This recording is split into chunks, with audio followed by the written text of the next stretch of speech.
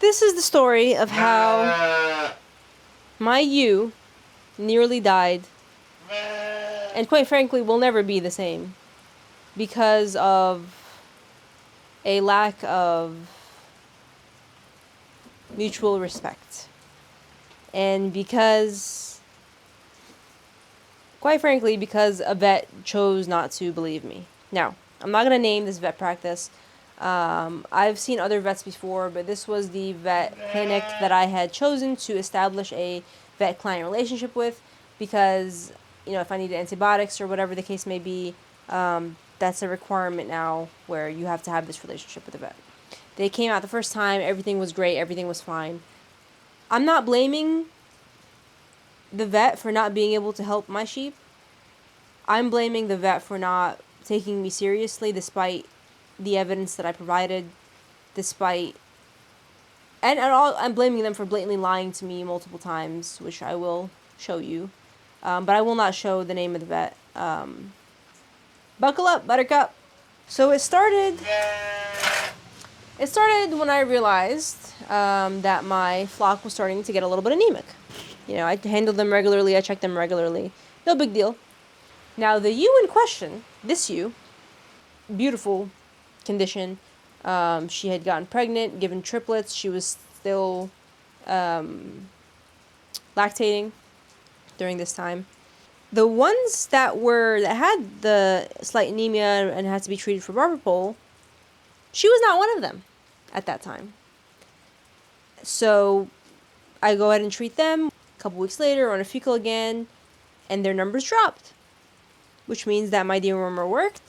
And so I went ahead and used the second class of dewormer to get the last little bits, and great.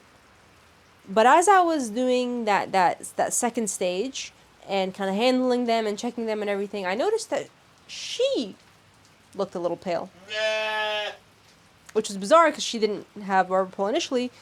Nonetheless, I took her fecal, and she was clean. No barber pole. And this is very important for the story, because at this stage, when she was starting to get anemic, she had no barber pole, and I was at a loss. Everyone else was getting better. She got worse. A few days later, she bottle jaw, like really bad bottle jaw, and she was even paler, and I was at a loss. So I did some research. What could be causing anemia? No barber pole.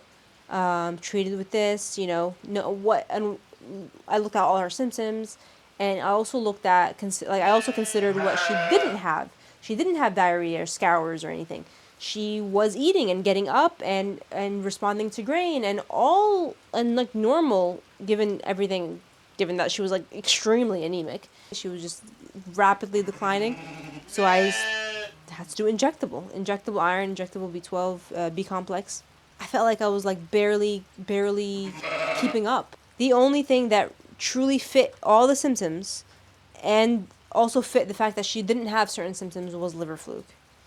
So I looked into her life cycle, which is very complicated. And I started thinking about where they were, 2 to 4 weeks ago, and they were in the garden. They were in the garden because I cover cropped the garden and kind of used that as early grazing. It could have easily been exposed to snail stuff. So basically the parasite has to go through the snail. I don't know if I have the exact snail species. I did find shelled aquatic looking snails. But I'm not a snail biologist, but everything else fit. I had found a drug that I would have liked to get that was specifically a fluticide. Okay, it does not work on anything else. A lot of times it'll be mixed with other stuff too, but specifically this drug does not work on anything else. It targets both the mature and the immature fluke, because everything else that I could have gotten would only target the mature fluke. I reached out to this vet that I have a relationship with, and it gets crazy. So I explain the whole situation. I give the evidence that I have, the fecals that I did, the dewormers that I used, the timeline, everything that I just told you, and immediately was given liver fluke is very rare if you don't have a pond on your property, and it's probably just resistant barber pole. And immediately I was like, well, this is going to be harder than I thought, because I have clearly demonstrated that it's not resistant to barber pole. It is not possible to be resistant to barber pole because A, she did not have barber pole when she started having anemia. And everyone else also got better, and that's not, you can't have resistance really in one sheep unless they somehow got exposed to a completely different population of parasites, but they're also all together. It's not what it was.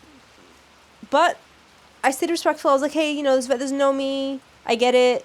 So I was like, okay, what can I do to show liver fluke? So I did a fecal. Now, a fecal for liver fluke is more complicated, requires sedimentation. But you can, if you get a positive, if you see an egg, that means your sheep has liver fluke.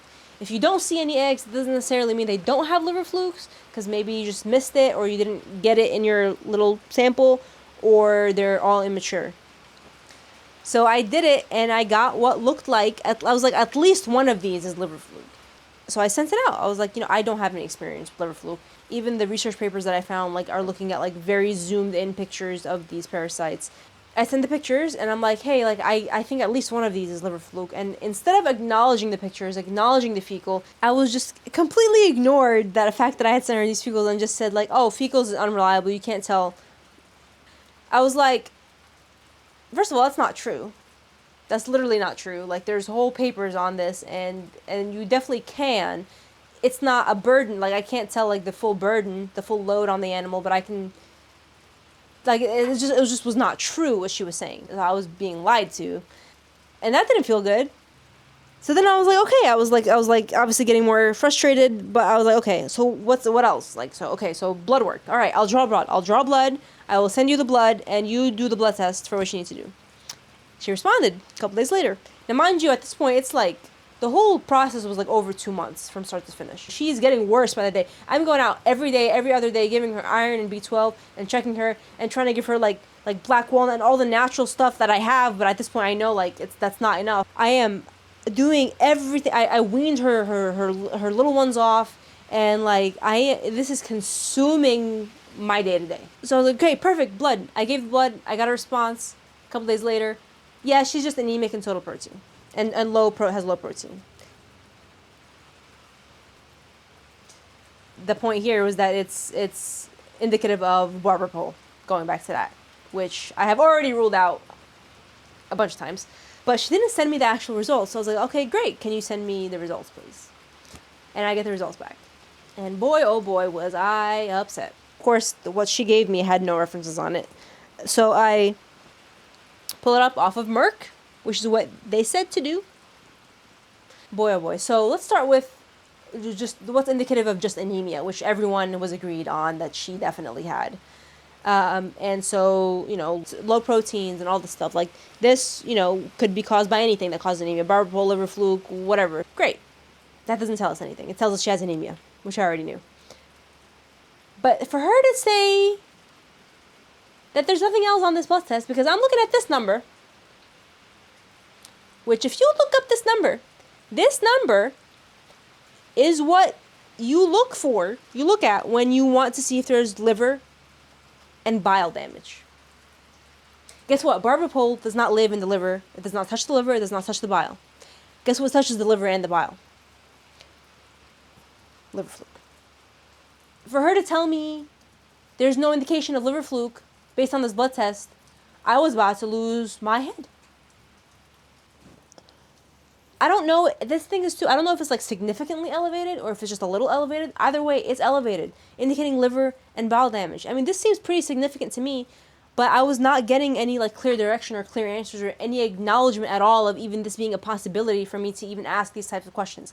I was just fighting to just like be heard and just to completely be not taken seriously, to be flat out lied to. I was finally able to get that drug. You know, she immediately got better. Like, literally, within a day, she perked up. Within a week, her color was back and her bottle draw was going down. Within 2 weeks, she was completely back to normal. But she was so skinny. I told them that that I was able to source with this drug, and she got better. And they were like, oh, we're glad she's better. But by the way, that drug also kills barber pole, basically. And I was just like, the audacity, like, seriously, even now, you won't just be like, hey, yeah, maybe she had some, liver fluke. And by the way, also not true, also a lie. That drug is a flukicide. It does not kill barber pole or any other parasite. It's a flukicide for flukes. It was not barber pole. The fecal images ignored. The blood test completely ignoring this marker that is the marker to determine liver and bile damage. Like I don't know. So if you have sheep, if you have any animals, especially if you're smaller and might not be worth someone's time, you're the only one that, like, no one's going to care for your animals as much as you. You need to advocate for them. You need to believe in yourself, but don't, like, be overly egotistical. Like make sure you're backing your decisions and backing your claims. Don't let someone do that to you. Someone just lie to you, and you know, if you're not worth their time, then don't give them any. But also, if you have a good vet, let me know, please.